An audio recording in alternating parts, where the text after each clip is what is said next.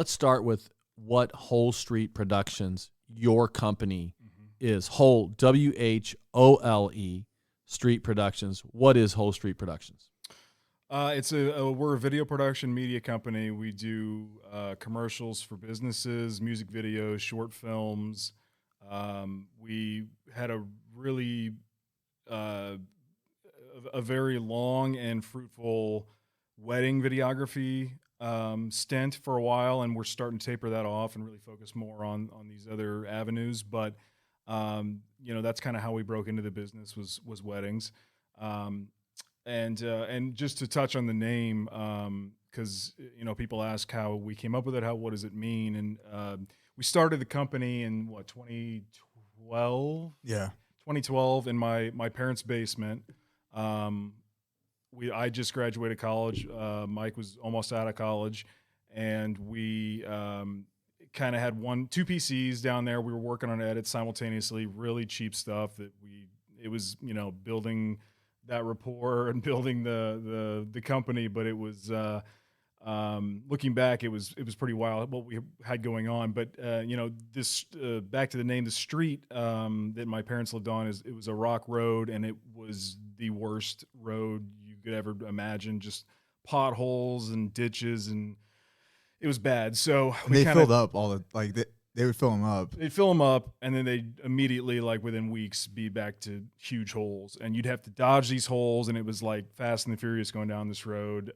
That's like when they filled it up, it was like, oh, cool, I've got a week of nice, smooth driving down this road. Yeah. And then all of a sudden, a week later, it's back to nothing. So anyway. But you spelled it wrong. Well, so there you go. So this is I love it. This is why I love the name, because it has that meaning. But we decided to go with Whole with the W just because we offer the whole package, which in my opinion is a little cheesy, but it is what it is. But that's, what we really started out the company based on is we have so many different passions, and we want to be able to transcend, working with different industries and not have any certain lines, like whether that's filmmaking, commercials, weddings, music videos, because I was an artist when we were, I was really heavily pushing my music when we were starting our business. Yeah, I was going to ask you, where were you when you wrote Everlong? Oh my gosh, that's the best joke I've heard in the best way. It was tell me I look like Dave Grohl. Thank you. Right? Thank you. Oh, trust me. It's only this incantation. I mean, I wish I wouldn't have shaved before. It's the glasses. I've got a side by side that we took this past spring.